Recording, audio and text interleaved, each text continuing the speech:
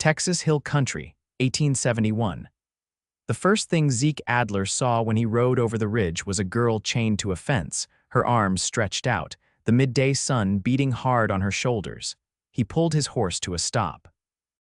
She was barefoot, her dress torn at the hem, wrists bound with iron cuffs to the split-rail fence outside a weathered ranch house. No one else in sight, no movement, just her. Zeke dismounted slow, keeping one hand on his revolver. "Madam," he called, her head lifted, face sunburned. Eyes sharp, not broken. Her lips were cracked, but her voice was clear. "Water first. Then talk." He handed her his canteen without a word, and she drank like someone who hadn't had a drop in 2 days. When she finished, he took the empty back and knelt to the cuffs. "Who did this to you?" "My uncle," she said. "Said I talked back, said I needed to learn obedience." Zeke's jaw tightened. He looked around again. The ranch house stood quiet, doors shut, windows shuttered. A few cows lingered in a dry pen nearby. No other horses. He worked at the cuffs with a small iron pick from his saddlebag. Took him a minute. The chain finally gave with a pop, and she stumbled forward, catching herself on his shoulder. He steadied her. "You're free now." She stared at him like she didn't trust him yet, but she didn't move away either. "What's your name?" he asked. "Sadie Whitlow." He nodded. "Zeke Adler, come on, let's get you out of here." They rode double on his horse, her arms wrapped tight around his waist. She winced when the horse jolted over a rut in the trail. "How long were you chained like that?" "Since yesterday morning."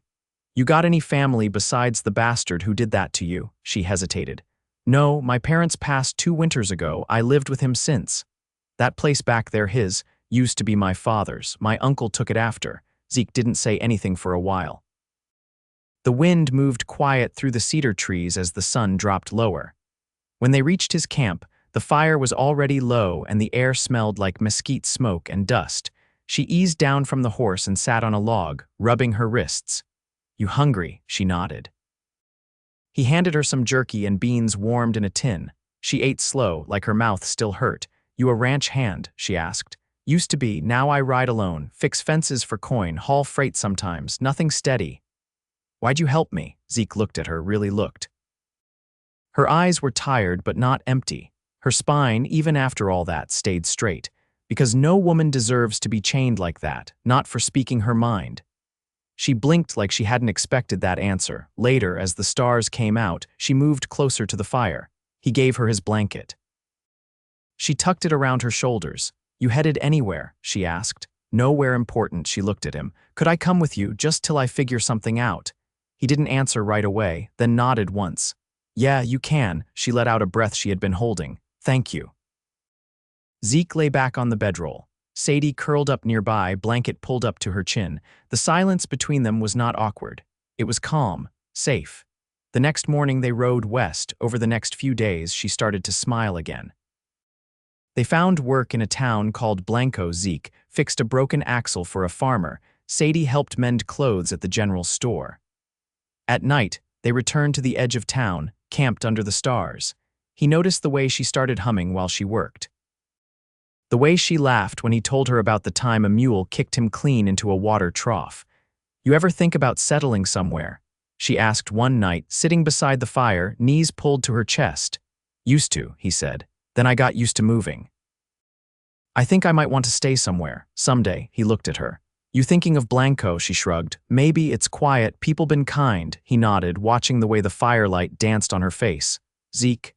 Yeah, thanks for what you did. You could have just kept riding." He looked at her, voice low. "I would never leave someone like that." She held his gaze a moment too long, then looked away. The next week, they found a cabin for sale on the outskirts of town. Nothing fancy, 2 rooms, a stove, a barn out back. Zeke used his coin to put down a deposit. Sadie stitched clothes and baked loaves for the store to help pay. They worked side by side fixing it up. She painted the shutters. He patched the roof. One evening, after a long day, they stood on the porch watching the sun dip low behind the hills. "You know," she said, "I never thought I'd feel safe again." Zeke glanced at her. "You are safe." She turned toward him. "Because of you." He reached out, gently brushed a loose strand of hair from her face. "No, because of you, you survived it." Sadie stepped in closer. Her hand slid into his. His fingers closed around hers like it had always been meant. Zeke, she said softly, I think I'm falling in love with you. He pulled her in and kissed her, slow and sure. When they pulled apart, he rested his forehead against hers. I already did, he said. She smiled, tears in her eyes, and leaned into his chest as the stars came out over the Texas sky. The first frost came early that year, crusting the edges of the creek and silvering the fields in the early light. Zeke rose before dawn, smoke curling from the chimney as he stoked the fire and set coffee to boil. The cabin still held the night's chill, but Sadie was already sitting at the table, mending a tear in the sleeve of a neighbor's coat. You sleep at all? He asked, pouring 2 enamel mugs. A little. Kept thinking about that barn beam. It's starting to sag on the west side. Zeke passed her the coffee and sat across from her. I'll shore it up after breakfast, maybe swap in the longer timber we pulled from that old smokehouse. She nodded, threading her needle. You think it'll hold through winter? Yeah, if not, I'll fix it again come spring. They didn't need to plan much anymore. Work passed between them like water in a trough, easy, steady, understood without fuss. Later that afternoon, as Zeke hammered a brace into place, Sadie hauled a bucket of feed toward the pen. The chickens scattered around her boots, and she moved careful, not rushing them. A wind kicked up, sharp and dry, carrying the smell of mesquite and the faint, metallic tang of distant rain. You see those clouds, she called. Zeke glanced up, wiping sweat from his brow. Might be a storm tonight. Sadie looked toward the horizon. We should bring in the oilcloth. If it gets wet again, it'll mildew. He climbed down from the ladder and nodded. I'll grab it. You finish up here. By dusk, the clouds had thickened, and the first drops began falling as they finished tucking the last of the tools beneath the porch overhang. Inside, the fire glowed warm, casting long shadows across the pine floorboards. Sadie pulled her sleeves over her wrists, then reached for the kettle, setting it gently over the flames. I had a dream last night, she said, eyes on the kettle. I was back at the fence, couldn't move, but you were there. You were just talking, calm-like, and I knew I wasn't alone. Zeke's voice was quiet. Some things stay with us, even when they're over. She looked at him then, face unreadable. I ain't scared of remembering, I just don't want to feel like I'm still there. You're not, he said, and you won't be again. She exhaled slowly and leaned back in the chair, her hands folded in her lap. I keep thinking I ought to be doing more, like I should be stronger by now. You're strong already, Sadie, not because it doesn't hurt, but because you keep going even when it does. She didn't answer at first. Then softly, I never thought someone'd see me like that. Zeke leaned forward, elbows on his knees. I see you, all of you, not just what happened. The kettle hissed, steam curling upward. She stood to pour the water into 2 cups, dropping dried mint leaves into each. When she passed him his, their fingers touched, brief but certain. Did you always lie alone before? She asked, settling beside him on the floor near the fire. He let the warmth of the cup rest against his palms. For a while, had a brother once, died in the war. After that, it just didn't feel right being tied to anything. Until now, Sadie looked at him sideways. You think you're tied now, he met her eyes. I think I want to be, she smiled, slow and quiet. Good, the rain tapped against the roof, steady and sure. Outside, the wind softened, and the scent of wet earth drifted through the cracks in the walls. They sat like that for a long time, knees almost touching, firelight flickering across their faces. That night when they lay down, she curled close, her back against his chest, his arm resting gently around her waist. He didn't say anything. He didn't need to. Come morning, the rain had passed, leaving behind a sky scrubbed clean and bright. The land smelled like cedar and fresh soil. Sadie stepped out barefoot onto the porch, her skirts brushing the damp boards. Feels like something new, she said. Zeke came up behind her, slipping his hand into hers. It is. The wind carried the scent of turned soil and drying sage as Zeke guided the mule cart down the narrow trail toward the river bend. Sadie sat beside him, her apron dusted with flour, a small basket of wild onions between her boots. They hadn't spoken much since breakfast, but the quiet between them had an easy shape to it, like a worn trail both knew by heart. The cart creaked as they rolled down into the lowland, where cottonwoods stretched their golden limbs toward the sky. Zeke slowed the mule and pointed ahead. Reed's place is just past that ridge, he said. His boy busted the plow blade last week, asked if I'd take a look. Sadie nodded, brushing a strand of hair from her cheek. Didn't know you'd worked metal. He gave a small shrug, picked it up patching wagon axles. You learn what you have to. She leaned back against the wooden rail. I tried to stitch a saddle cinch once, tore the hide worse than it was. My father said I had a hand for thread, not leather. Zeke glanced over. You miss him? I miss the way he'd whistle when he worked. Used to say it kept the animals calm. She let out a breath. I used to hum just to feel like he was near. The cart bumped gently over a root. Zeke didn't speak. Instead, he reached down and passed her a small length of cord he'd kept in the side pocket of the bench. What's this for? Try your hand again, he said. That cinch you mentioned. I've got a scrap of hide back at the barn. Sadie held the cord between her fingers, quiet for a moment. You think I can still learn? He met her eyes. You can do anything you set your mind to. But I figure you already know that. They reached the homestead just as the sun broke through a bank of clouds. Reed, a wiry man with a thick beard and a child balanced on one hip, waved them in. While Zeke stepped off to inspect the broken blade, Sadie knelt beside the garden where Reed's wife was pulling dry roots from the soil. You grow bergamot? Sadie asked, brushing her fingers through the purple blossoms. The woman nodded. Started after my daughter took fever last spring. Didn't help much then, but it keeps the flies away now. Sadie ran her thumb along the stem. You mind if I take a few cuttings? Take what you need, the woman said. You know your herbs, Sadie straightened. Not all of them. But I'm learning. Later, as they rode back toward the cabin, the basket now filled with bergamot and dried beans, Sadie turned toward Zeke. I want to make a garden next spring. Not just the usual carrots and squash, things with scent, color, he nodded, eyes on the trail. You know where, that patch below the old corral. It gets morning sun. Zeke gave a quiet sound of agreement. We'll fence it proper, keep the deer off. Sadie hesitated. Do you think we'll still be here? He looked over at her, brow furrowed. You thinking of leaving? She shook her head. No, it's the first time I've wanted to stay long enough to plant something that takes its time. Zeke reached for her hand, rough palm closing around her fingers. Then we'll stay. As long as you want. That night, Sadie crushed a few bergamot leaves into boiling water and poured it into a chipped cup. The scent filled the room, sharp and clean. She handed it to Zeke as he sat by the fire, polishing the repaired plow blade before returning it. He took a sip, nodding once.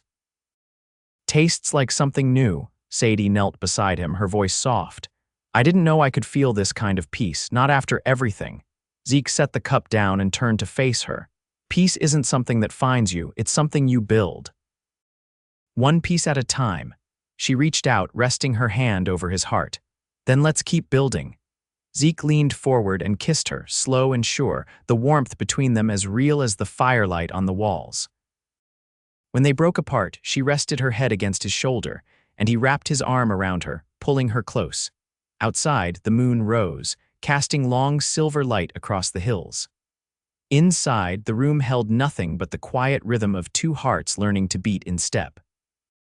The first snow came down in slow, quiet flakes that clung to the porch rail and softened the hard lines of the pasture. Zeke stood at the barn door, one arm braced against the post, watching the white gather on the mule's back. Sadie was kneeling just inside the stall, brushing the animal's flank with long, even strokes. The mule let out a low snort but didn't move. She's calm today, Zeke said. Sadie looked up, her breath blooming in the cold air. I sang to her earlier, just a little tune my mother used to hum. Thought it might help, Zeke nodded, stepping inside. She likes your voice, Sadie straightened, brushing straw from her skirt. I was thinking we could string some juniper over the window ledge, keep the wind from whistling through. He turned toward her, brushing snow from his sleeves. We've got that bundle drying by the stove. I'll bring it out after chores. She hesitated before speaking again. I got a letter from Alma Griggs. She's looking for someone to help teach the children next season. Her oldest is near 9 now and still can't read. Zeke rested his hands on his belt. You thinking of taking it? Sadie stepped past him, her boots crunching soft in the snow. I might. I'm not trained like a proper teacher, but I could start them on letters, maybe stories after supper. Zeke followed her out, the cold air sharp on his neck. You'd be good at it. Got a way of holding attention without pressing too hard. Sadie turned toward him, snow catching in her lashes. I never saw myself doing something like that, but maybe it's time to try. They walked back to the cabin, boots leaving twin trails behind them. Inside, the fire crackled steady, and the smell of cornmeal and dried apples filled the room. Sadie hung her shawl near the hearth and stirred the pot with a wooden spoon.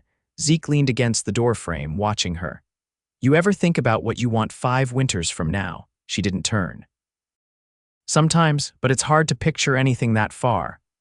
I think about it, he said quietly. She looked over. And what do you see? Zeke stepped forward slowly, like each word needed space. You, this place, maybe more hands to help, little ones underfoot. Not because it's expected, just because it feels right. Sadie set the spoon down and wiped her hands on her apron. She crossed to him, closing the space between them until her fingers touched the edge of his coat. I was afraid to want things before, she said. Afraid wanting would lead to losing. You're allowed to want, he said, and you won't lose this. She reached up and rested her hand on his chest, just over the heartbeat beneath his shirt. Then I want to stay. I want that life with you. Zeke cupped her face in his hand, his thumb brushing the edge of her cheek. You've got it. The room held still around them, the fire casting long light across the floorboards. Outside, the snow thickened, but inside, the warmth wrapped around them like a promise. Later, as they lay beneath the quilt Sadie had pieced through the fall, her head nestled against his shoulder, she whispered, I never thought peace would look like this. Zeke pressed a kiss to her forehead.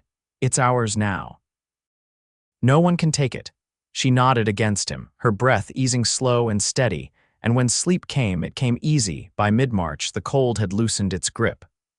The earth turned soft beneath the trees, and water ran clear again in the creek behind the cabin.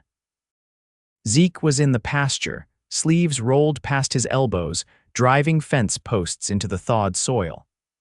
The last of the snow had drained into the low ground, and already the grass was coming up green in patches.